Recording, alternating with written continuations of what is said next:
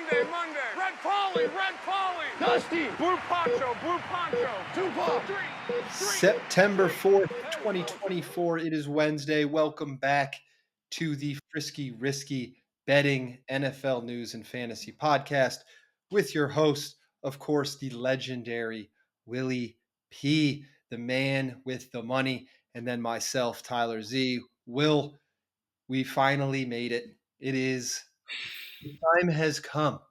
We have NFL Week 1 is here. We start tomorrow night. It's football season because fantasy football drafts are coming to an end, and Kyle Pitts is starting the season off with an injury, making everyone who drafted him wonder why they did already. So football's here, man. How do you feel? Oh man, what a bummer! I was gonna say football was getting close when we saw that CMC had that calf strain in the beginning of training camp. But yeah, you're right. Football season is officially here now that Kyle Pitts is again breaking people's hearts before he steps on the field. So obviously, Oh. you hate to see a guy go down with an injury, and it sounds like it's not that serious, at least from what I've seen early today. But it is a hamstring injury, and we've loved to talk about hamstrings the past We couple know of how weeks. those go.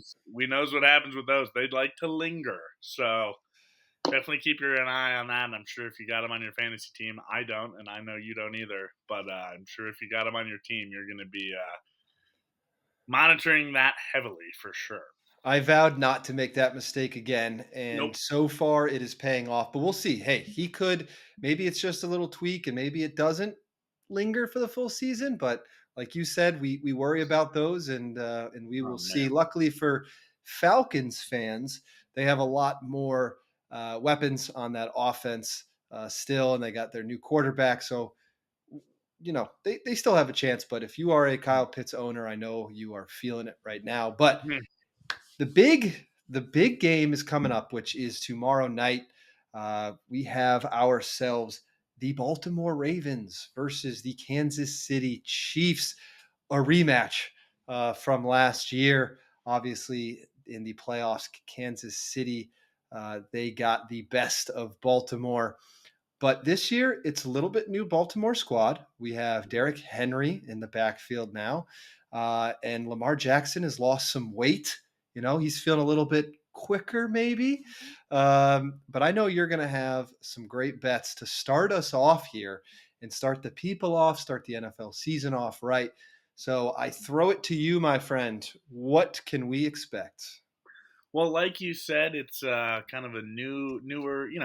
Every year at the beginning of the season and every new season, there's guys change, they move, they retire, they leave in free agency. So um, the trends are, not, some could say, not as strong as always. But to start off, this first bet I love, and the historical trends back it as well. The first one I'm going to go with for this Thursday night game to kick off the season is old Patrick Mahomes over passing yards, which is 263 and a half.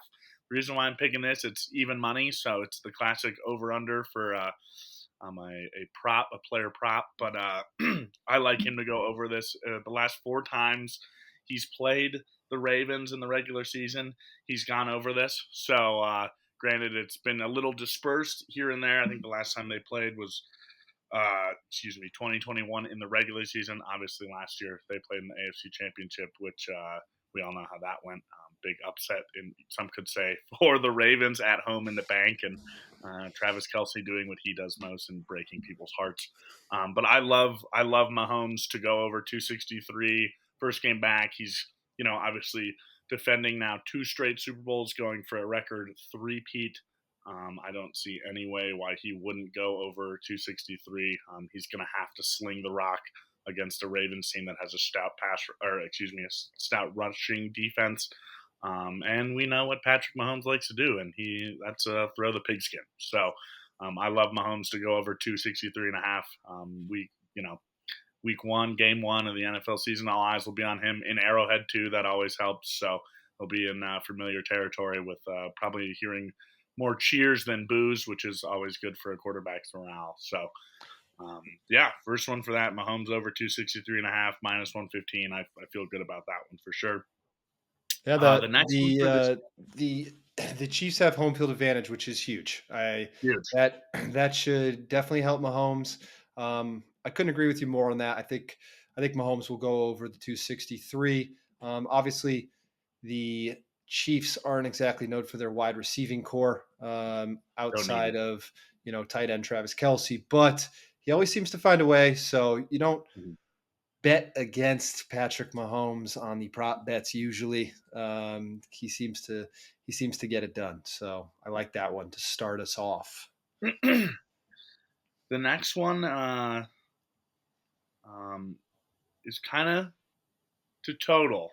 And totals are not always my friend. They're fun because they make it sweaty.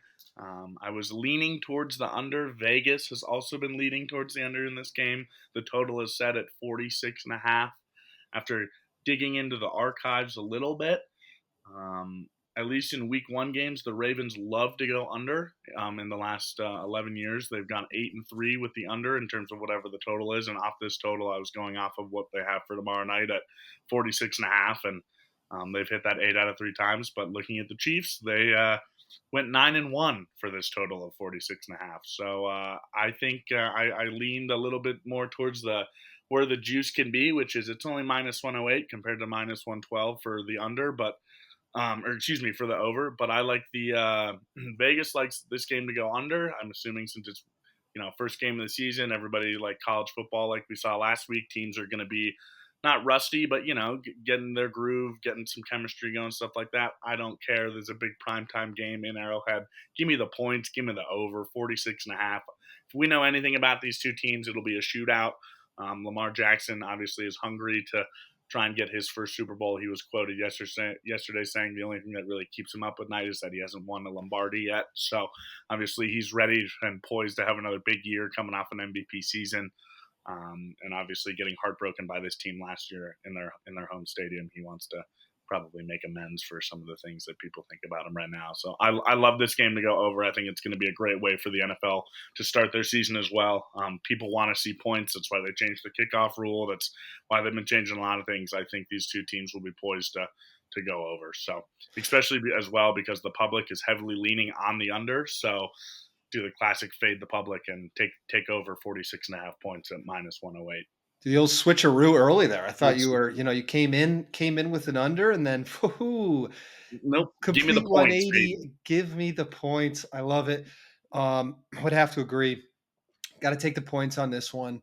Too many weapons on the field on offense. Like you said, they're changing the game to get in that pay dirt, make it more exciting, like every league seems to be doing right now.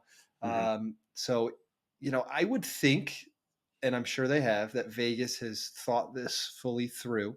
But maybe it's a little bit of a learning game for them too, right? With the new kickoff rule and things like that, Yeah. seeing how that all shakes out might be the time to bet on a couple overs that when Vegas has the under, might have a little bit of an edge there.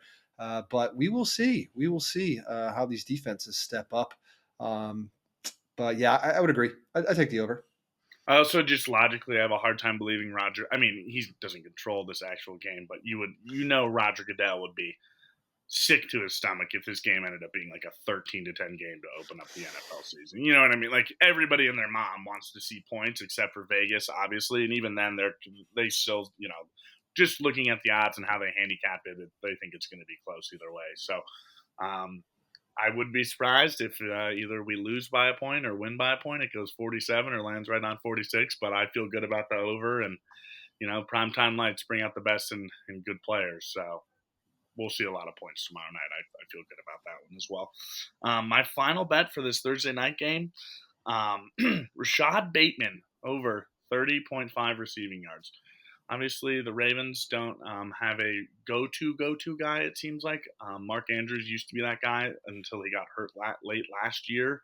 I think he's playing, but I think Mark Andrews will be not ginger, but definitely won't be 100%. I think he's got. Don't tell me that, dude. He's my tight end for my fantasy I squad, just bro. feel like he might need to ease his way into the season a little bit, especially coming off that injury last year to his knee. So, I also have him in the league as well. So I hope he doesn't come out slow, but I'm just trying to use my frontal lobe and use some critical thinking. But also we've seen what that can do with some of my bets as well. So I like Bateman to go over 30.5. I don't know why I like this number so much, besides the fact that it's 30 receiving yards, and I feel like Bateman is going to be much more of a tool in that offense this year than many people expect.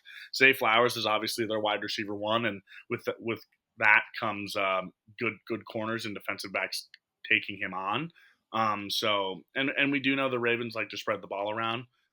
So I like him to do that. He did also average 47 yards per game last year. So I think 30 is a little low for his standards. Do I think he's going to go over 100? No, but I do think he can beat this low pass prop of 30 receiving yards. So I like Bateman to go over 30.5. It's minus 115 again. These are all kind of, there's not a lot of juice that I'm giving right now because, again, it is like these players tomorrow night. It is our first game of the season, and we got to kind of, Let's see how things shake out.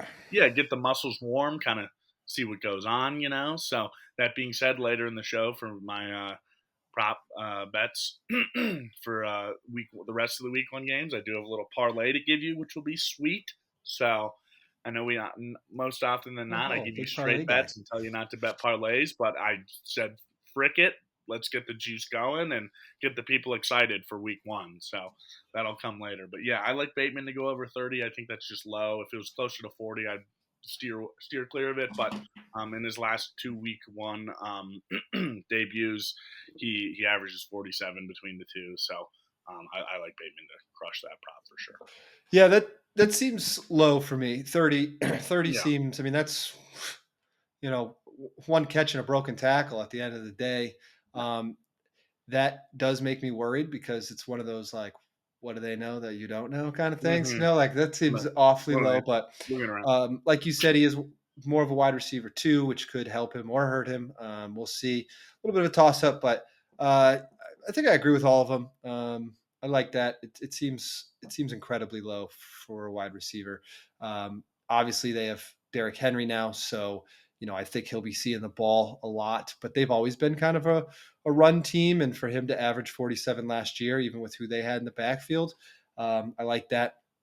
They obviously will be able to, I think have some chances to get him the ball. Hopefully they can capitalize on that, and everyone else listening can capitalize on the bet. Well, there you have it. Thursday Night Football is coming. It is tomorrow. And you should make your bets and make some money, start the season off right. But in the meantime, we have a little bit of NFL news. I don't know if you saw Patrick Surtain, big contract, big money guy, fellow Alabama alum, Roll Tide, showing off.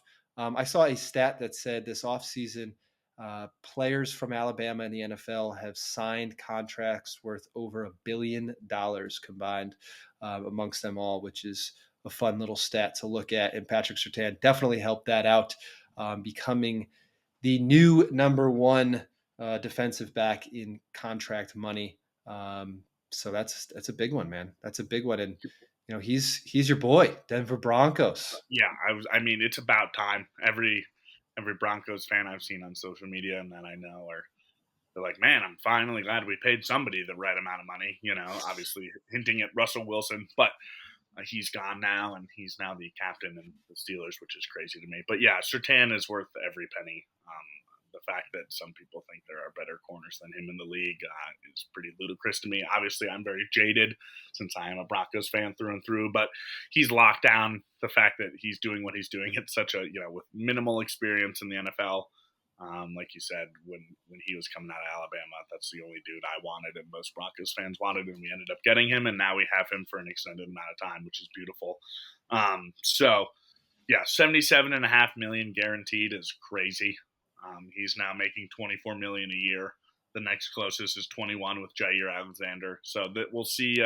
My big question to you is we'll kind of see what happens this next offseason. And all these position groups are getting more and more money a year, and now Surtan set the precedent to make these DBs who are very important to defenses get paid even more money. So we'll see what happens. But Yeah, my take on it is I think cornerback is the hardest position to play no in the question. NFL. If you wanted to put up another one against it, maybe it's a left tackle, maybe quarterback, something like that. But from an athletic, stance, it's definitely the hardest. Yeah. You got to be the fastest guy in the field. You got to have, great movement, agility, an eye for the ball, a little bit of everything, to be honest. You got to be able to come up and make a tackle on a guy like Derrick Henry, or Yeah. someone else who's coming around. If they come around the outside, if you need to, but you also got to be able to cover guys like Jamar Chase and Mhm. Justin Jefferson, and those types of guys. So it's definitely worth paying someone, especially how hard the NFL has made it to be a defensive back now. If you get one that's special like Patrick Surtain, I think you have to pay him. I think you have to keep him on your team, and it's just going to make your defense that much better because he plays that much bigger of a role nowadays. Mhm. Yeah, when of course the classic, we'll see what happens to him this year. Obviously, he now has a target on his back even more now that he's the highest paid at this position. So I'm sure that if he gets burned at some point, which is inevitable, playing the hardest, like you said, the hardest position in the league, I'm sure people will chirp him a little bit. But also, people don't like to throw his way, so he might just be making 24 mil a year and not be having to do too much at least. But we'll see, man. I mean, yeah, he's a one of a kind player, and I'm glad to see another Champ Bailey-esque player in the Broncos secondary. It's always good to see, for sure. Well, another guy who got paid, Trent Williams. Finally, Finally. they locked him down after Brandon Ayuk and everything else that the 49ers have gone through. They finally have their set squad. They have their guys there. Everyone, every 49ers fan, every guy who owns Christian McCaffrey on their fantasy team, or Brandon Ayuk on their fantasy team, or Brock Purdy can Yeah, all take a big, deep man. breath and say, okay, now we can look towards the season, feel a little bit more comfortable. What are your thoughts? Like you said, finally, we've all been waiting for it. I was, a little surprised to see that. Obviously, Ricky Persall getting shot in the chest, that was ludicrous. And of course, Trent Williams then said that that was a big reason why he wanted to come back. I mean, I'm glad that he's there for his brothers, especially since Persall is new to that team as a rookie out of Florida. I also question that in a sense, just because obviously Trent Williams likes money and wants to get paid. So I had a hard time believing that he was going to sit out all year when he had no more guaranteed money left on his contract, in a sense. So, because where's he going to get more money from, if you know what I mean? So, yeah, the Niners needed him. I think their backup tackle that was going to replace him had only started like 6 games in his career total. So obviously the Niners in Bay Area has a big sigh of relief now that they got their guy back. And yeah, now it's time for him to continue doing what he does and being the best tackle in the NFL. So yeah, well deserved. The fact that he, $48 million signing bonus is crazy, and he's making almost $28 million this year in cash is also pretty remarkable. I still don't understand where all these teams get all this money all the time. It's also like professional soccer as well. Barcelona has been bankrupt for years, and then they go get Lewandowski and all these phenomenal players, and everybody's like, "Where is this coming from?" So that's what the NFL is reminding me of right now. Is the Broncos have that much dead cap space, and we pay Surtain that much. Not complaining, but same thing. So yeah, we'll see. Obviously, the Niners got all their guys back in a row. So yeah, now it's just time for them to kind of shut up and play ball, if you know what I mean. So Well, and then, finally, Jamar Chase, saw him walking onto the practice field today. Finally, still no contract or extension in place as of right now, as we are talking. But it seems like he's maybe coming around a little bit. Maybe T. Higgins and Joe Burrow had a little sit down chat with him, or maybe he just said, okay, it's time to lock in week one. We'll figure this out later. I have a hard time believing that since he, has sat this long. But people who drafted him to their fantasy teams, I know, have to be taking a big sigh of relief today that he actually made it onto the field. By the way, the Cincinnati, I don't know if you saw that video, but the walkway to their practice field What was that? is horrible. They have to like walk across a freaking road and up this hill. I I'm was like, you waiting, couldn't and they have a all got cleats worse. on. I was You couldn't literally have. waiting for like Jamar Chase to slip because he's got cleats on concrete. Like that was like the number one thing. Whether you played college sports with cleats or t-ball, they always said don't run in the parking lot with your cleats on because they're like ice skates. And yeah, I saw that. Everybody was saying that. They're like, what is going on here? You know? It's just a terrible, terrible design. They need to figure that out for sure. Yeah, They got enough money; they could put a little like cross bridge over or something. I don't know, something, but man. Put a they carpet need down. they need something. But that Gosh. was terrible. But anyways, he is back at least at practice. We'll see what he does today, and we'll see what comes out of that. See if they get close. Maybe they're getting close to an extension. He feels comfortable. I don't know. Yeah. I don't know. Just looking at what he's got remaining. He's only going to get paid a little over $1 million this year because it's still obviously his rookie deal, and then next year they picked up his 5th-year option already. And if they continue to do that and he does not get this extension um, by that point in the offseason next year, which I think we all know he's going to probably get that before then, they will owe him almost $22 million for that 5th-year option. But again, I mean, it would be shocking if the Bengals front office did not get a new deal done with him before that comes around. So, yeah, like you said, I feel good that he's obviously going to come back sooner rather than later. He wouldn't be wearing a jersey and putting on a helmet, if he wasn't. So, and yeah, who knows? Maybe Joe Shiesty said, "Hey, man, I didn't bleach blonde my hair again for nothing. I need you this year." You know what I mean? So, we all want to see Jamar Chase play. I get why he's doing it. It's at the end of the day, the NFL is a business for the teams and the players. We are obviously just the spectators who enjoy said business. So hopefully he comes back soon. I did not take him in any of my fantasy leagues this year. One, because he didn't fall to me, and two, I was like, I can't gamble with that right now, just in case. So I need wins now. You know what I mean? So yeah, but we should see him soon, and I like the Bengals this year. I like them a lot. We're doing Super Bowl predictions later, and they might be in it. Who knows? But I like the Bengals a lot this year. There you go. There you go. Yeah, we'll see who you have. All right. Well, moving on to key games in week one. We got some good matchups. We got some matchups that, maybe we don't really care that much about all the time. But obviously, you start with week one, you want to come out strong. You want to start your year off right. And we got some key matchups. I'd say the first one we already kind of mentioned, right? Baltimore, Kansas City, Thursday night. Obviously, huge implications in the AFC North, just because both of the teams are in the AFC North. So they want to get that jump start on the year. Both teams made the playoffs last season, and they're both obviously looking to do the same this season. So I would say that is one of the biggest games of week one, and the NFL obviously knew it, and it's why they started the season off with it.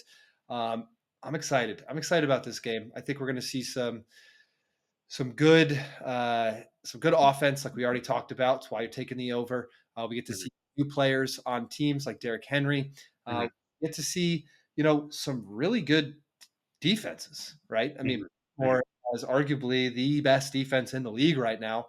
So we will see what they can do against Patrick Mahomes and see if they can really stand to that, that number one spot. So it's going to be a good game. Great game. I mean, the spread's 3. It's been 3 since they released the schedule, and we've been looking at this for a month. It has not moved at all. So yeah, this game is going to be an absolute barn burner for sure. And like I said, if it's 13-10, I'll be pulling my hair out. I think the rest of the league will be as well because it's not going to happen. So, yeah, I mean, it is a big game, I guess, because it's the first one in Brazil. But obviously, that Friday night game with the Packers and the Eagles. Right before this, I was watching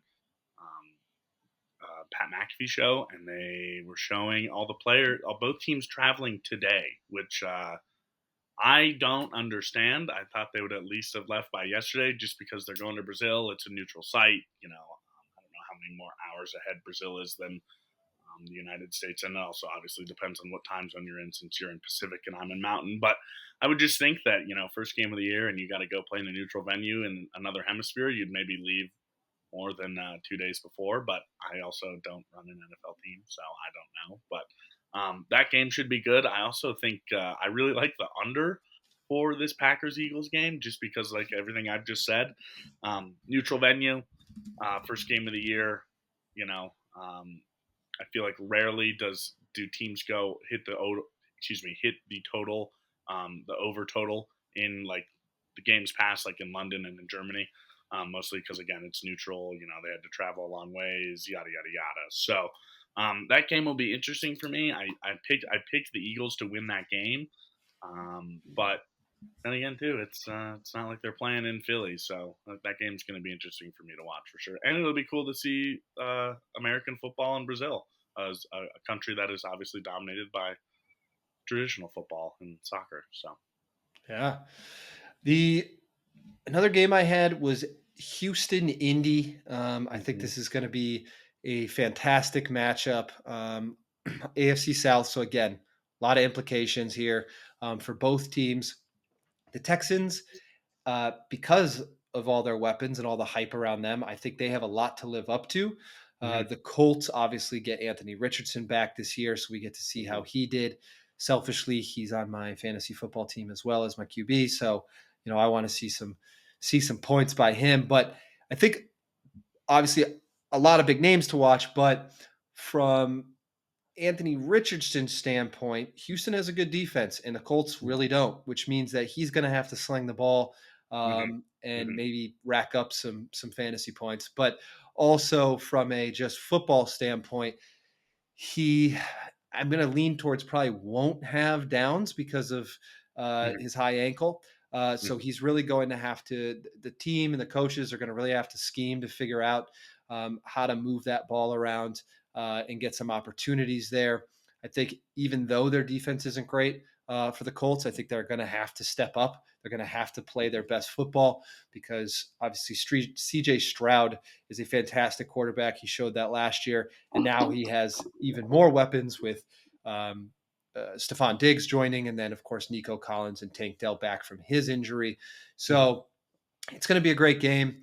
I'm taking the Texans. We'll get into that later, but I do think that Indy will, try to keep this close because, like I said, this is a lot of implications in the AFC South. So they want to show what they have as well. Yeah, that spread I'm looking at it right now. It's a 3-point spread. I did see a very niche stat today. It was from ESPN Bet, and whenever these betting companies post these niche stats, it almost seems like it's a loaded gun to some aspect. The stat was the Colts are 1-14-1 against the spread in week 1 in their past 16 week ones. Well, let me tell you, the Colts in their last 10 games in week 1 are 0-9-1. They've never won. So that is this is why you might want to lean towards the Texans. Yes, it is. And of course, and that's the only reason why I brought up ESPN Bet posting this and having it could potentially be a loaded gun is because obviously everybody's going to say that and then just hammer the Texans on the spread. The one thing that does make me nervous about that spread is that it is at the nice round number of 3, not 3.5 or 2.5. So you just wait. It's going to be a shootout all Sunday for that early slate game in Indy, and then the Texans are going to end up kicking like a last-second field goal to push the spread. I swear to God, and Vegas is just going to be licking their chops. But yeah, it's so I a couple weeks ago I initially said I feel good about the Colts winning that game outright, and then we obviously saw Anthony Richardson kind of struggle in preseason, and I came back last week and did the old flip flop, which I hate to do, but I'm with you. I think the Texans will at least live up to the hype. It's going to be a great game. Divisional game on the road for the Texans to start the year is always tough, but CJ Stroud's a gunslinger, and everything you said. I mean, the Colts have a pretty lackluster defense, so Anthony Richardson is going to have a lot on his plate, especially coming back after that injury that kept him out most of last year. Absolutely. What else you got for key week 1 games? I really like that Sunday night game where the Rams go and visit the Lions in Detroit. A lot of hype around the Rams this year. A lot. I saw a power ranking today from Sports Illustrated, had them at 5.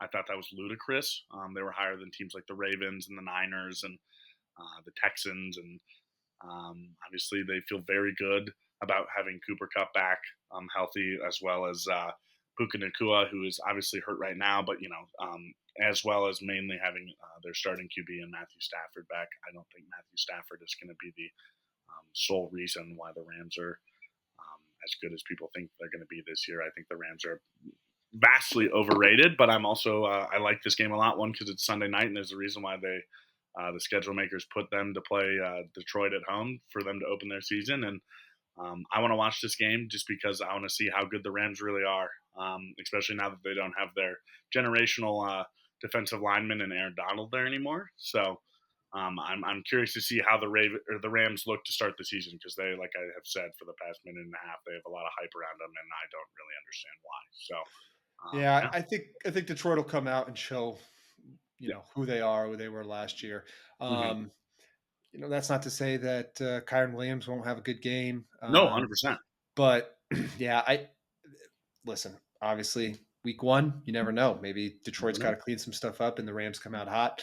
But I do think that Detroit will handle business. I think that Dan Campbell has made that a point. I think they did so well last year that they are just chomping at the bit to get back to where they were and have another shot. So I love that team now, which is hilarious to say because they weren't even a blip on the radar, a couple years ago. They're fun to watch. They're fun to root for, to be honest. Even if you're not a Detroit Lions fan, like I'm not a Detroit Lions fan, but I love rooting for them when they're out there because they're just a fun team to watch. So I'm with you. Well, let's move into a little pick'em.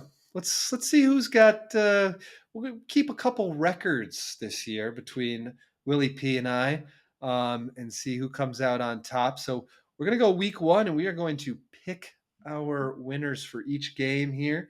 Let's start out with game one. We'll just go down the list here, bud. Game one, Baltimore, Kansas City. We already talked about it enough, but I am going to go with Baltimore. Me too.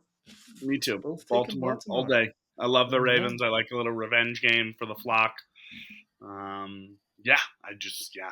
feel good about Lamar. Slim Lamar, agile. I just love that he had an MVP season, his second of his career, and he's like, I was fat, I couldn't move, and everybody's like, what are you talking about, dude? You had an MVP season. He is just so funny. Athletes, man, they know their bodies. Totally.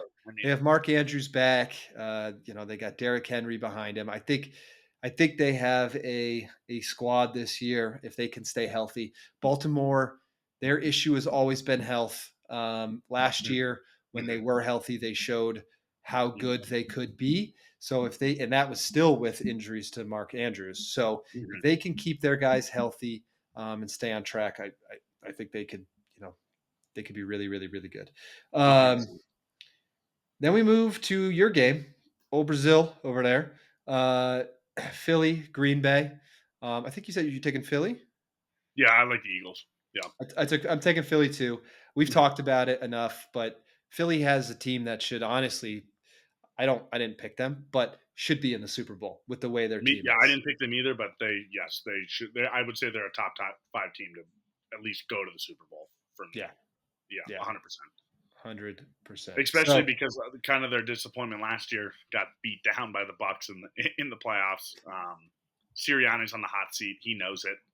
Everybody in Philly knows it. He's got to have a big year this year, and the Eagles should, especially with adding Saquon Barkley into that backfield. Yeah, they have a squad over there, offense especially, and they've added some stuff to their defense. All right, now we get into the big Sunday games, buddy. Atlanta, Pittsburgh. We got Russell Wilson, your arch nemesis, versus 36-year-old Achilles-ridden Kirk Cousins. The AARP game. Holy shit. Big game here. Damn. Who are you taking, bud?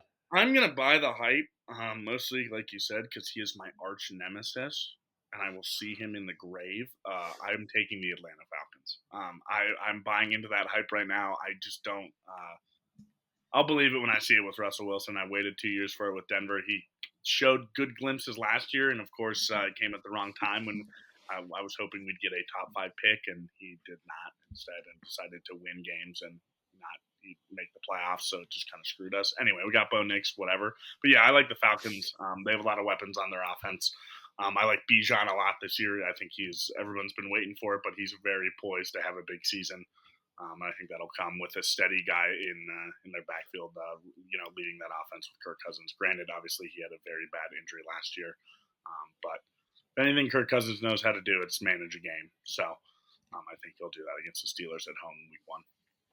Well, so far we are 3 for 3 because I also picked Atlanta for most of the same reasons. Now that I saw that Kyle Pitts is out, may take away a weapon of theirs, but they've been Yep. doing it without him anyway. Yep.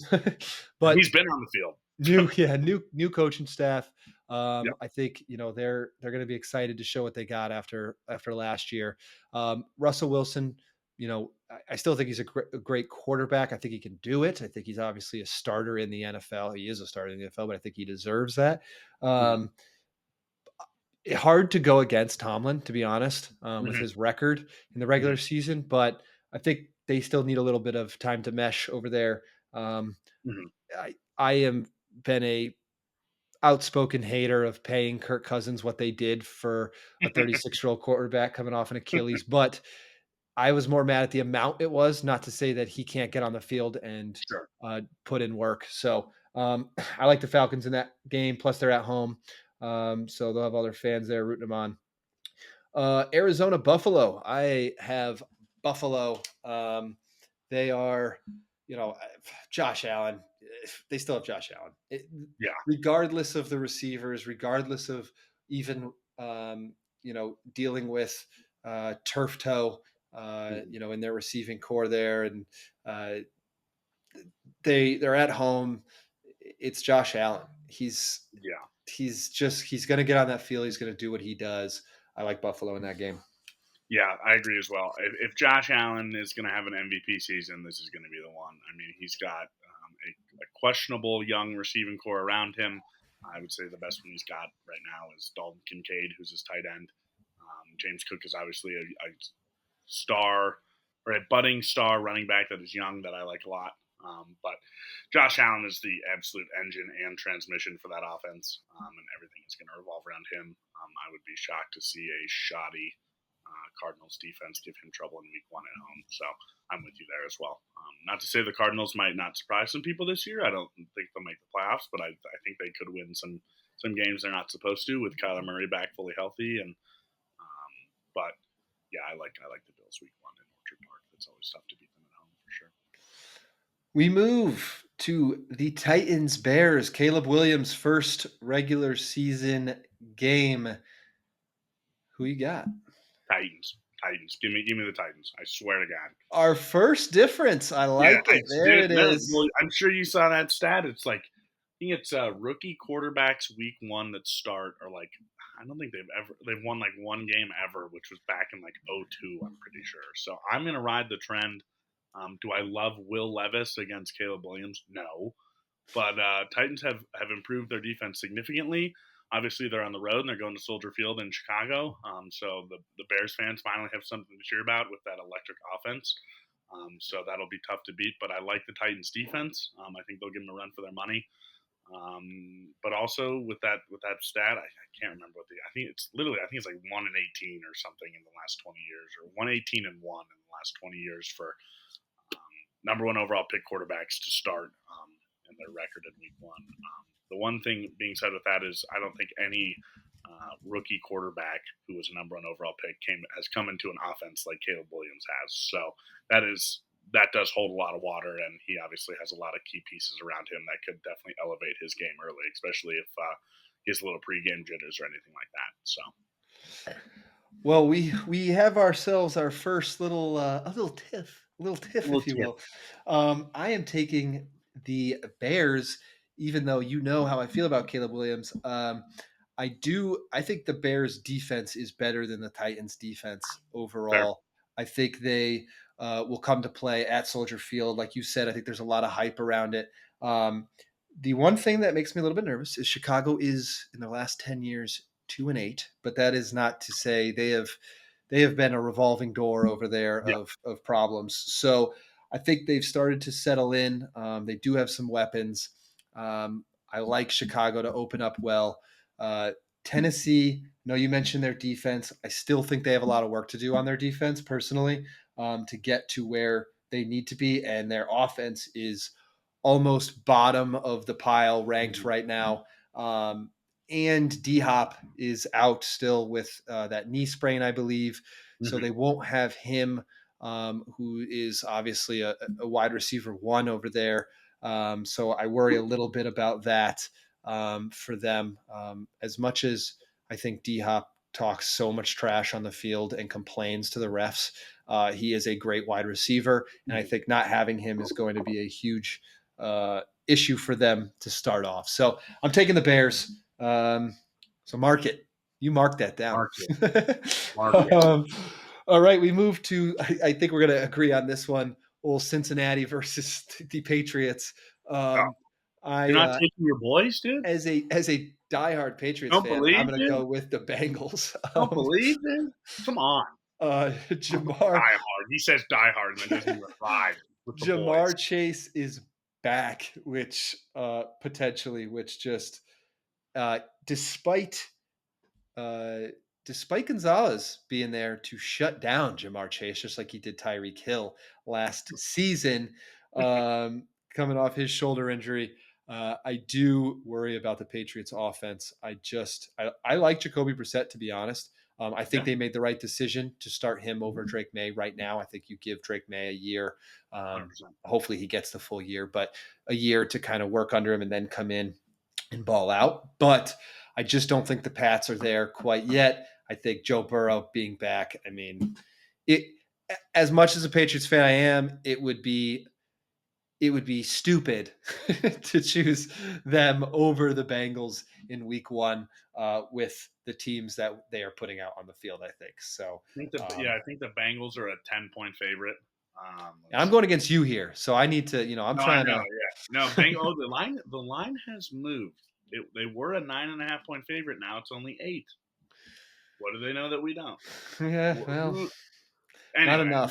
That game. I mean, I think Joe Burrow could throw the ball to himself that whole game, and they would still win that game. The Patriots are. Who would have thought that? The Patriots would be in a rebuild mode, and they obviously are. So it's just crazy to see the fall, quote unquote, fall from grace, since you guys obviously have been the powerhouse of the NFL for a very, very long time. But all good things must come to an end. And but I agree with you as well. Jacoby Brissett did very well last year, and obviously earned his starting job with the Patriots this year. I think he's very serviceable, very good at going off schedule when he needs to, and extending plays. So I think the Bengals absolutely blow them out? No, but I'm curious to see how that Patriots offense looks for sure. And I'm very interested to see how Ramondre Stevenson does this year. He's going to have a much bigger workload. I like him a lot as a RB. So we'll see if the Patriots offensive line can give him some good holes to work with, because he's a very good runner when he gets space. So. Well, that is the question. How does the Patriots offensive line hold up? So we will see on Sunday. Moving to we already talked about this one. We'll move through it pretty quickly here, but Houston, Indy. You got to take the Texans, I think, on this one, even though Indy's at home. Houston just has too many offensive weapons to and a better defense, to be honest. So I think we got to take Houston. I think you're taking Houston too. So we move to Miami, Jacksonville. Lawrence got paid. And they are putting together a team over there in Jacksonville. They're kind of mid NFL when you look at their offensive and defensive rankings. Despite that, you look at the Miami offense, and I don't know if you can root against them against Jacksonville. Miami at home, Tyreek back on the field, Jalen Waddle paid. They are just going to be itching to get back out there and show you why. If Tua can be consistent this year, they have a fantastic team. If he can stay healthy this year, is probably the bigger question. They have a great team. So I got to go with Miami on this one. Me too. I like Miami as well, especially with how Mike McDaniel has completely changed his look in less than a year. The swagger is off the charts, and he's just oozing it. Just like you said, his offense is ridiculous. We'll see how well that offensive line can hold up and protect Tua. As we know, he's a little bit of a band-aid, not by his own accord, but just by the luck of the draw. Yeah, obviously, if the Dolphins can hold up in that regard, they're going to be a team to reckon with all year. They're plus 205 to win that division, which I kind of like as a little sneak free play right here, a little tidbit. But it's like 20-1. But if any, things happen all year, injuries happen, who knows what's going to happen. But I could definitely see the Dolphins somehow sneaking in and winning that division if the chips fall in some red spots for them. So, yeah, for sure. Heck yeah. All right, we move to New Orleans, Carolina. Carolina obviously bumped up their offensive line this offseason, trying to get some more protection for Bryce Young. New Orleans, you always worry about Carr behind center. Is he going to bring it or not? Chris Olave should have a big year this year, we hope. Alvin Kamara, obviously, in the backfield there. Who you taking? We shouldn't have to pick either one of these because I think it's going to be one of the worst games of the week. But I'm purely going with the Saints because I took them on the spread. I think it was last week or 2 weeks ago in the podcast I gave them as a bet. I felt good about them. Yeah, I'm going to wait to see what this Panthers offense looks like with Bryce Young again and how this offensive line looks. Obviously, they were terrible last year, and Bryce Young had a very tough year, but he also couldn't really do anything because he didn't have much time. So, but yeah, I'm going to take the Saints because they're at home. Yeah, we'll see though. But I wish I didn't have to pick. Yeah, I know, dude. For real, this game's going to be tough to watch, as is the next one. But New Orleans has a pretty good defense, so they're at home. They have a decent defense. I got to take New Orleans. Like you said, I think we got to wait, see what Carolina has before I start jumping on that bandwagon. Next game, also kind of a tough one to watch. Giants, Minnesota. We get to see what Justin Jefferson can do without Kirk Cousins this year. The Giants are 2-8 in week one over the last 10 years. So not a great record. Obviously everyone's excited to see Malik Neighbors, but you still got Daniel Jones back there. Coming off an ACL. Not that he's a fast guy, to be honest. He's pretty fast in the open if he doesn't trip over himself. But he, with the ACL, is not going to be as mobile, obviously, to start. I'm taking Minnesota in this game. Despite New York maybe having a little bit more of some team chemistry right now, I still think Minnesota can go to New Jersey technically, but to New York and get the win. I agree with you. I just can't put any faith in Daniel Jones right now, or pretty much ever. So I don't really like Sam Darnold that much either, but he's not Daniel Jones. So yeah, I'm with the Vikings on this one. He's not Daniel Jones. This game, taking him because he's not Daniel Jones. Dude, I swear to God, I mean, man, I have no grief towards Daniel Jones, but he is just whoever his agent is deserves a raise because he's getting paid $40 million a year to pretty much be hot garbage. So, yeah, that game's going to be tough to watch. I think it should be in the early slate, which is good because it's always tough when there's like 3 games on in the afternoon and then like 2 of them are terrible. It's an early game. God damn it, dude! I just want to watch some decent football, but it should be an early game since it is. Yeah, it's a 10 a.m. Pacific time. Yeah, there you go. So it is. Yeah, we'll see though. Like you said, I'm excited to see what Justin Jefferson can do. Obviously, he's a very solid wide receiver. But Kirk Cousins is obviously a very steady quarterback, has been his whole career. So we'll see if Sam Darnold is still seeing ghosts, or maybe they got some sneaky chemistry that we don't know about. Who knows? We will see. We move to the afternoon games. Vegas Chargers. Willie P, who are you I going like the with? Chargers. I like the Chargers because they have Justin Herbert. We've also seen Jim Harbaugh, um, do this before with the 49ers. They had a very good year. His first year as the 49ers coach back in the day. I think Jim Harbaugh knows how to rally a group. And the Chargers obviously have a pretty pitiful defense. But again, I like their quarterback situation a lot more than Gardner Minshew for the Raiders. So I like the Chargers. And they're at home as well, which always helps in SoFi. So we'll see as well. The Chargers also have a completely new backfield with J.K. Dobbins and Gus Edwards. It pretty much could be the Charger Ravens at this point with how many Ravens went over to the Chargers. So, this one's going to be interesting, though. I did say earlier in the year on one of the early podcasts, I did like the Raiders to finish above the Chargers in the AFC West.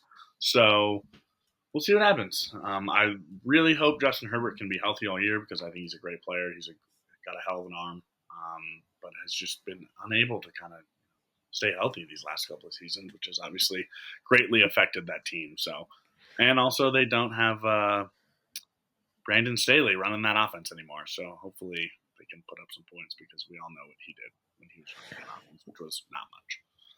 Yeah, he definitely brought that team down a little bit, but you could still give me the Minshew magic, baby. I'm taking the Oh wow! Raiders. Oh Taking the wow! Raiders. They're going to come in. I like Antonio Pierce. I think he's a winning attitude. I think he's going to have his team prepared. I like their defense, to be honest. I am excited to see what they can do. This is going to be a year, I think, that is going to define Davante Adams a little bit and where he ends up, how this all plays out. So I like it. I think you always seem to have those connections where like a quarterback like Gardner Minshew comes in and just relies so much on that top wide receiver. So I think Davante Adams is going to love that. I think he's going to get the ball. I think he's going to make some things happen. So we're going with I'm rolling with the Raiders, my man. So we will see what happens there. Seattle versus the Broncos. Now, before you make your pick here, I want to ask you a question. I think it was Colin Cowherd, say that he thinks that Bo Nix could have the best rookie year of any of the rookie QBs. And his reasoning behind it was mainly that Caleb Williams, Jaden Daniels, they all have defensive coaches. Mm-hmm. And he also thinks that Bo Nix has a much better arm than people think, which I'd be in the one that says he just checks passes down. But in this segment, they also said that it's not out of the realm of possibilities that Denver finishes second in their division and goes 9-8. Now you have made it a point to say that you would take the under on wins this year of 5. So, hearing that, does that make you think anything different, or are you still riding the under of 5? I think to preface this, we all know why Colin Cowherd has had such a successful career. 2 reasons why. He's a very good sports analyst and broadcaster. He knows how to create storylines, which I think is what he is doing here. But he also does know sports very well. But I would argue, and I love Cowherd. I've listened to him for a long time. But I think we would argue that he loves to create hype around certain things that maybe don't need as much as they receive after he talks about them. So I think Colin Cowherd is buying into what most of the state of Colorado has done and taken 3 preseason games with too much salt. And I don't. I mean, under the 5.5 scares me now, given that, yes, I do think Bo Nix does look good in this Sean Payton-led offense. And I do agree with him on the point that Sean Payton is an offensive-minded coach. The rest of these guys have defensive-minded coaches. That obviously doesn't seem to translate immediately with rookie quarterbacks. Then again, we are still the Denver Broncos. We do not have a lot of talent. So I 5.5 scares me now. If it was maybe 6.5, 7.5, I'd definitely take it. But I did make a pretty hefty bet with another one of my bosses that we will not make the playoffs because she bought into all the preseason hype and was almost certain that the Broncos were going to make the playoffs after week 1 of the preseason. So I had to jump on a good line when I had to. But no, I do think Bo Nix is in a decent spot. I do think the Broncos win week 1 and surprise a lot of people, but no, I do He's not taking think. the Broncos week 1, even though he's But going I under do not 5 think on the we. win. I do not think we beat. I don't think we beat the Chargers twice this year. I don't think we beat the Raiders twice this year. I will be stoked if we beat the Chiefs once this year. So um, I think us finishing second in the AFC West is pretty ludicrous. I think Bo Nix would have to have a offensive rookie of the year type season almost immediately. I mean, that leaves him no room to grow. He's looked very good in that offense.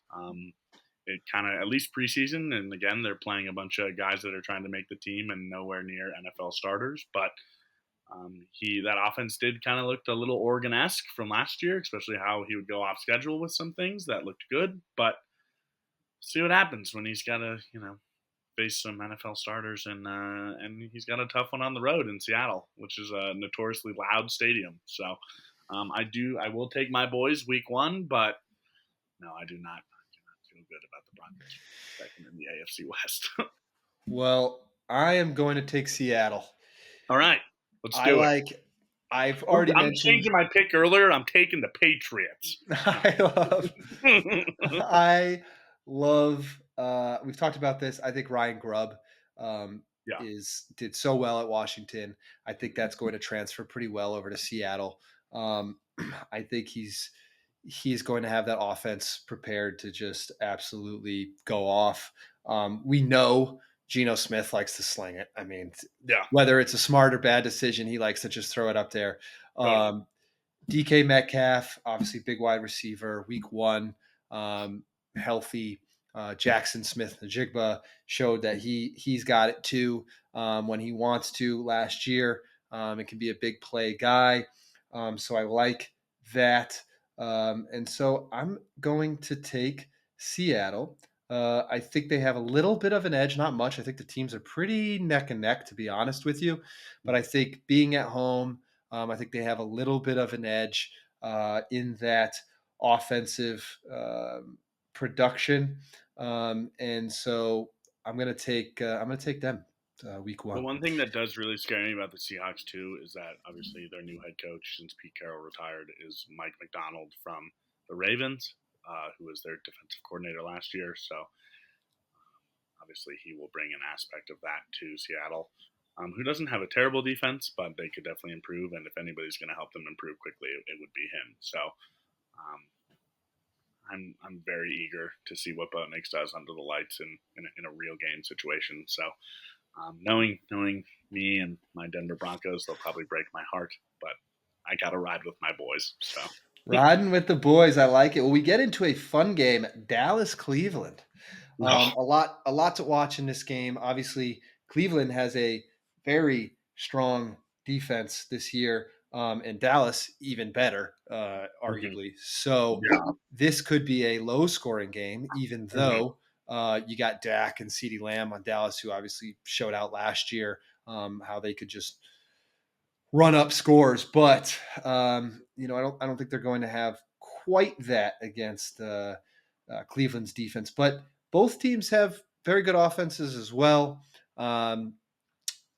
This should be a interesting game, but I'm taking the boys. I'm going with Dallas, even though Cleveland's at home. I think their defense will show up. I think Parsons comes in and has a game, and I think that Dak finds CD for at least one, if not more, and they show why they're quote unquote America's team, and they get that win week 1. I agree. I was seriously consider picking the Browns. One, because they're at home, and two, like you said, their defense is solid. My biggest worry here, obviously, is quarterback play. Deshaun Watson is coming off that injury from last year. He also just has not been the same since all those allegations came out a couple of years ago. Have they said he's playing too, for sure? I think he is going to play. He Yeah, is, okay. from what I've I seen, knew it yes. was kind of a little bit back and forth. So. Yeah, from what I've seen, at least this morning, they said he was going to play. So maybe something has changed in the past hour and a half or something. But it seems like he's going to be the guy that's going to go, because I don't even know who they're back. It's that guy with he's got a really long name. I forget his name, but Dorian Thompson, something. I can't remember what the second part of his hyphenated last name is. Anyway, that's what worries me is just Cleveland's quarterback play. Sean Watson obviously should be very good. He's definitely regressed a lot the past couple of years, from some off the field stuff to injuries to whatever.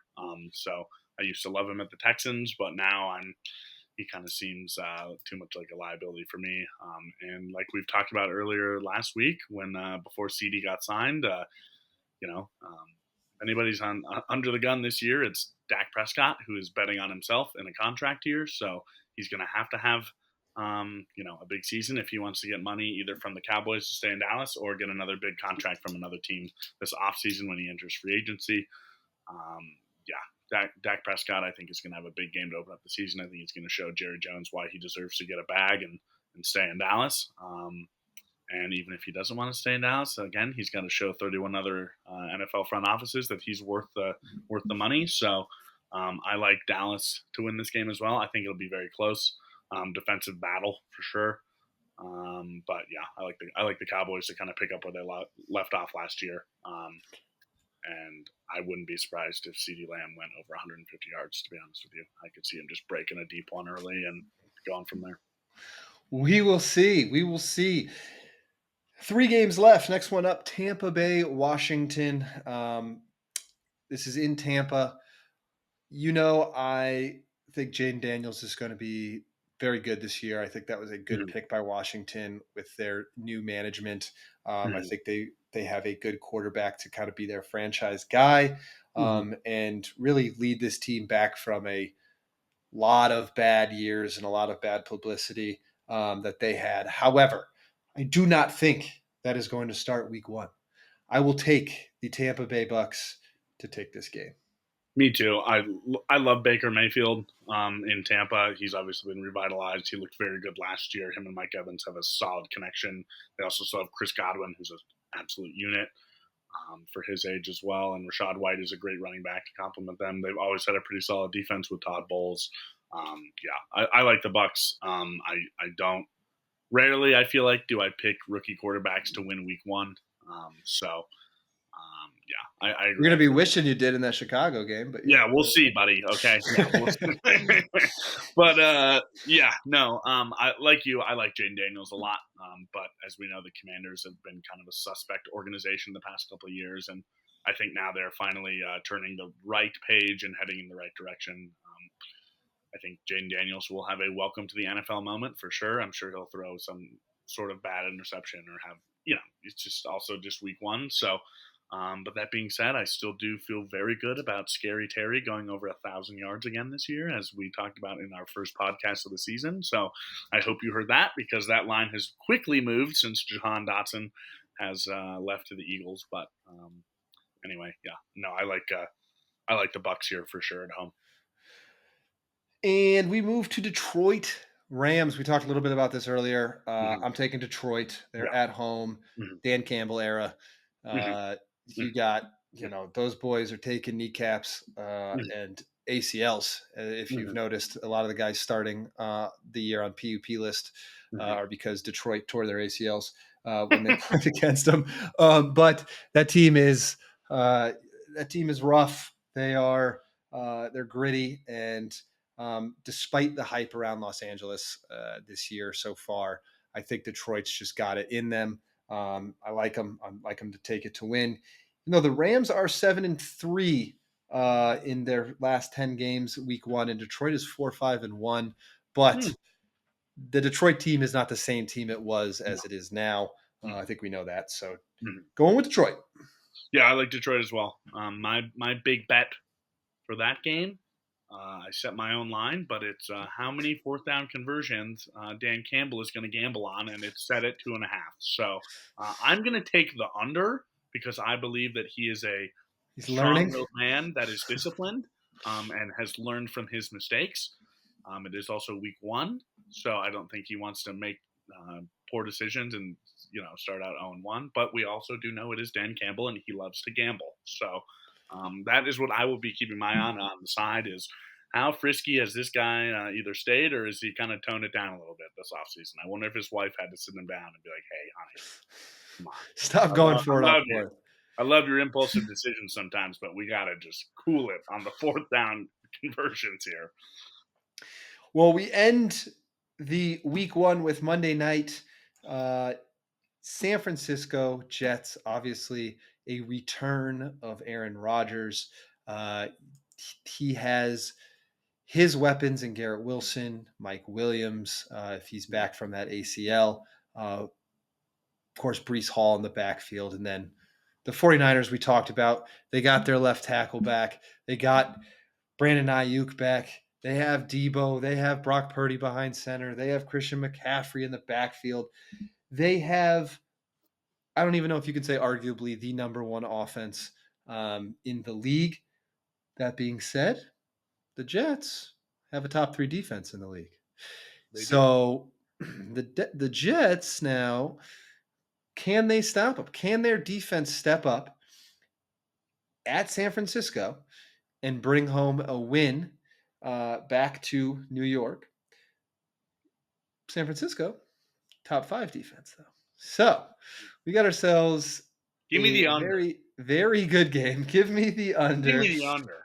But I am going with San Francisco to take this one at home. I think they're going to come out. Christian McCaffrey, a little bit worried about his calf stuff, but I heard he's been practicing. Looks good. Feels ready. So I'm taking San Francisco to win it. I'm taking the New York Jets. Woo-hoo. Got my Jets green on. No, this just happened to be coincidental. But no, I am taking the Jets. I will buy into the hype. I just, for some reason, feel like if anybody's going to have a revenge year, it's going to be good old ayahuasca Aaron Rodgers. I do like that Jets defense a lot as well. I think they have something to prove. Granted, they have had like the most hype out of any team I've seen in a long time this past offseason. So I'm sure that'll come and bite them in the butt. But I think they will. I think they're going to show up, and that's going to be a very, very good Monday night game. I'm glad that that's what the NFL decided to do for Monday night because it's a great way to round out week 1 of the season. But I like the Jets. Give me a little taking the Jets. Well, yeah, give me the Jets. Come on. That's for my buddy Matt Lacko in Bozeman, Montana. He has been a lifelong Jets fan his whole life. I've always questioned it. He'll never stray from them, and I'm just hoping to try and manifest some joy for him in his life because we know for about 28 years now he's never felt any of that during football. It's gonna be really upsetting if Aaron Rodgers drops back and tears his other Achilles off. If that happens, man, oh man, dude, I think he might never watch football again. I don't think any Jets fan would. That would just be such a bummer. But yeah, no, that should be a very good game. And I wasn't kidding about taking the under. I would hammer that under, whatever it is. I think it's around 42. So. I like that under a lot, given strong offense but stronger defenses. Yeah. Oh, yeah. Speaking of which, let's just see what it is really, really quick. Where is it? Oh, they would not have it at the very bottom. It is. The anticipation is building. The anticipation is. I can't. They're not telling me here. What's going on here? DraftKings, what are you doing to me? Well. Anyway. While Go ahead. Will continues to look at that line, which I may have. You look at over under is 42.5. I have it right here. Oh, what do you know, dude? I didn't even know what it was, and I knew it, dude. Maybe I'm the guy making the lines. It's all just collusion. That's right. At least that's what it was yesterday on ESPN Bet. It's a little tight, but I like 20. I like the line like is San Francisco 4.5. Yeah. I could have just told you that. We could have saved ourselves a minute of time. That's my bad. I apologize. Right. But as we are getting close to time, we do have a few more things to do. The first one is our division winners and Super Bowl predictions. Are way too early Super Bowl predictions before we have seen a team come out in week 1. So I'm going to run through my AFC. Deal. And we will see what Willy P's got. And we had 4 differences in our week 1 pick'ems. Let's see what we got for our division winners. AFC East. I got the Miami Dolphins. No way. Miami Dolphins. I got NFC the East. Dolphins. Of course, because why wouldn't you have the Dolphins? You're not Yeah. going to have anyone else.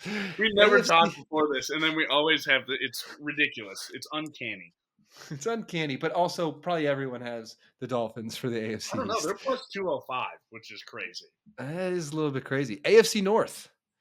I've taken the Baltimore Ravens. Okay. Baltimore Ravens. I think they're going to figure it out this Okay. year. Okay. Who you got? Bengals. Who we got They're the dead Bengals? even. They're both plus 145. It's crazy. I like the Bengals. I don't know why. I'm just like, let me see something new this year. Give me the Bengals. like it. Joe Shiesty with the iced out hair. Give it to me. Is he back? Are they bringing him back to the Super Bowl? We are going to find out. I'm taking the Ravens. I think they have made a lot of positive changes. I like the Ravens in the North. In the AFC South, give me the Houston Texans. Yeah. No question. Who else are you going to take, right? Houston Texans. They got the team. They're the team to beat for sure.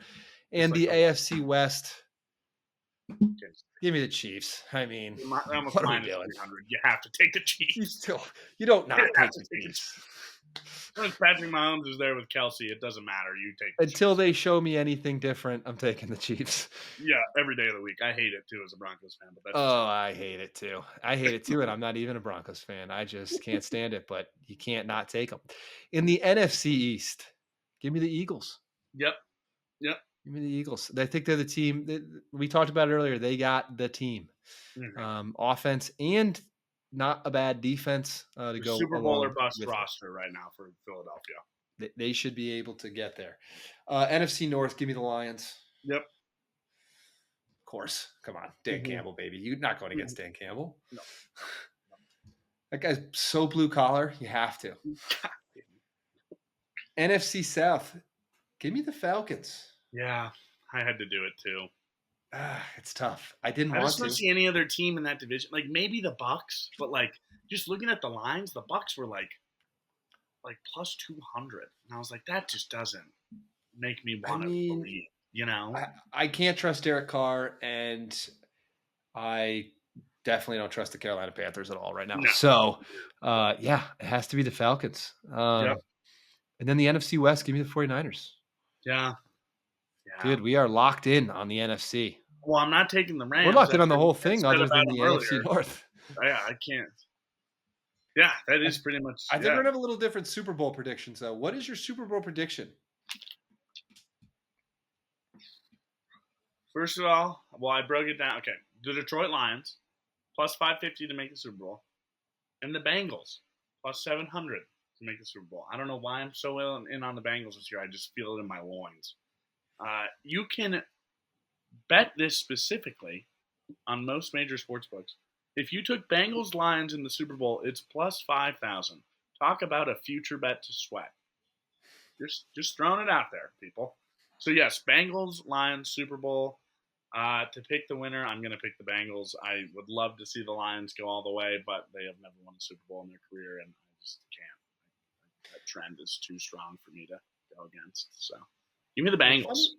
Funny you say that, because my Super Bowl prediction is Baltimore versus the Lions. Okay. Your AFC North. AFC North is my AFC North versus the Lions. However, my Super Bowl prediction is that the Lions come out on top. No way. Take the Super Bowl, and Dan Campbell completes the Dan Campbell era of bringing the Lions from a just embarrassment to a top tier team. I'm taking the Lions to go all the way this year. To be honest with you, I'm about a 60% chance that will happen, but I just like the team and I want to see it happen, and I think they could do it. So I'm taking the Lions as my Super Bowl champion. I think if that happens, Dan Campbell would die at midfield before he even touched the trophy. Honestly, I'm not even kidding. Honestly, I don't want that to happen. I'm just saying, like, he would have a heart attack or something. It's probably going to happen, and he's going to win it on a 4th and 3 that he decides to go for. Yeah. God, it's going to be amazing. to watch, to be honest. And then Detroit will burn to the ground because they'll just like, oh man, dude, could you? I hope I get to see the Lions win a Super Bowl in my lifetime, and I'm not even a fan, but yeah, they've just been just a joke of a franchise for You so just long. wait. You just wait. Though I do worry because if that exact thing happens, meaning Baltimore Lions, I think Lamar Jackson is going to be so hyped that I don't know if the Lions can beat him. But we will see what happens there. I'm still taking the Lions right now. We'll see how the year goes. Let's close this out with some week 1 player props, my friend. Give them to us. Little Devon A-Chain, Dolphins running back, over 79.5 rushing and receiving yards. They know they love to use him in the pass game. I like that a lot. Last year, he averaged 90.6 yards from scrimmage in 2023 over the whole season. 79.5, it's in at minus 115. I think he's going to be obviously a big workhorse in that offense. Obviously, Mostert had a lot of touchdowns last year, but A-Chain is the younger, sprier back, and I think he's pretty poised to have a big season this year. I think him having 80 total rushing and receiving yards between the two is nowhere near out of the question. I feel good about that. So A-Chain over 79.5 rush plus receiving yards at minus 115. Next one I got, a guy that we've talked about a lot over these past couple of episodes for fantasy purposes. I have him in a couple leagues because of that, and I just like the dude overall. Christian Watson, over 38.5 receiving yards for week 1. Give me that. It is in Brazil. Give me that all day. All day. Prime time in Brazil. We were talking about it earlier. Who knows what's going to happen in that game? As we've seen these international games get squirrely.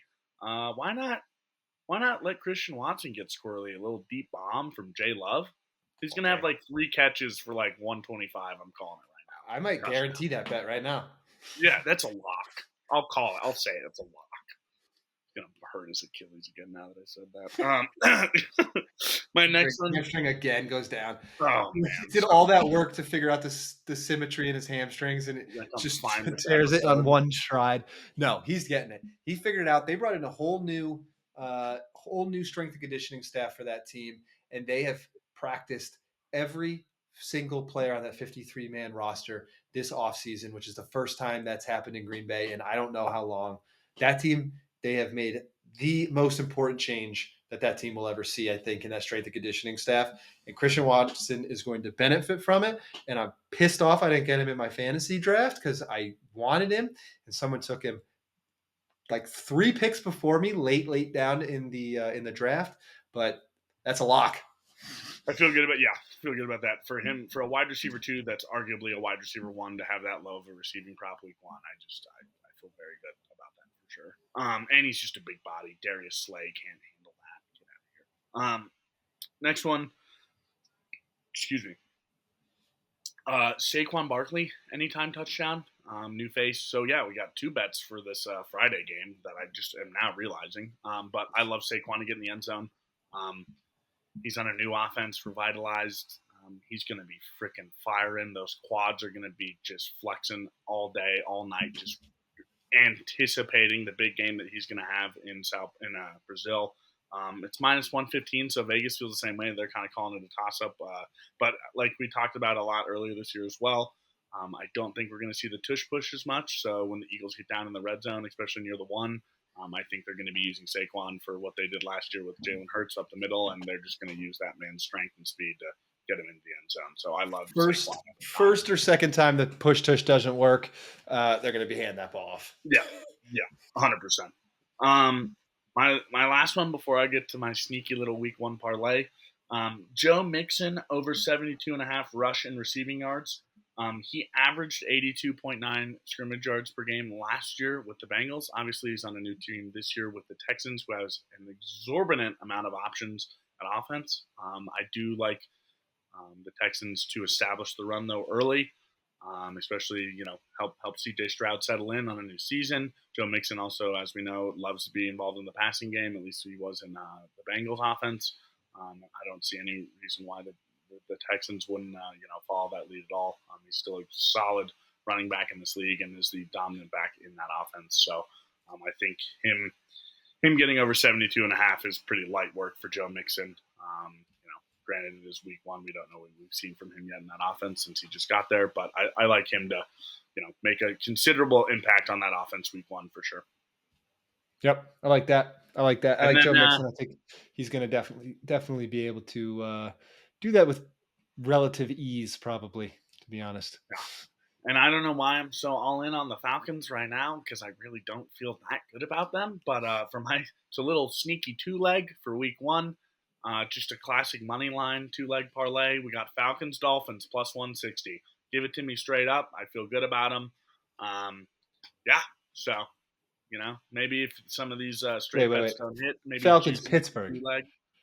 What's that? Oh, you're saying you're taking the Falcons in Dolphins Miami in your parlay. Yes. I got it. I was Those like, are the 2 what? legs. You're like, what are you talking about? What's going on here? I was like, no. you don't feel that good about the Falcons. I know that. Tyler's like, we gotta cut it short right now. Here we go. Yeah, we're done. We're losing them. Oh man, but yeah, 2 legs, Falcons money line, Dolphins money line plus 160. I know I'm the guy that always harps on not taking parlays, but they're fun. It's week one. I feel good about that. They're both at home, and maybe some of these single player props don't hit. Maybe you juice that up a little bit, get some money back, or best case scenario, everything hits, and then you just get even more, and you can brag to your friends that you hit all these bets and a 2-leg parlay. So it's pretty just much a win-win from my eyes. So yeah, that's it. Easy money from Willy P. Go lock them in. Week one starts tomorrow night, Thursday, September 5th. We are excited. I know you guys are too. Meet us back here next week when we talk all about week one and give you a preview for week two. Hope you enjoyed it. Thank you for watching. Remember, visit thepredictors.com. Check us out. Sign up for our newsletter. Also, get on all of our social media accounts and follow us on our social media accounts there. And we will see you next week.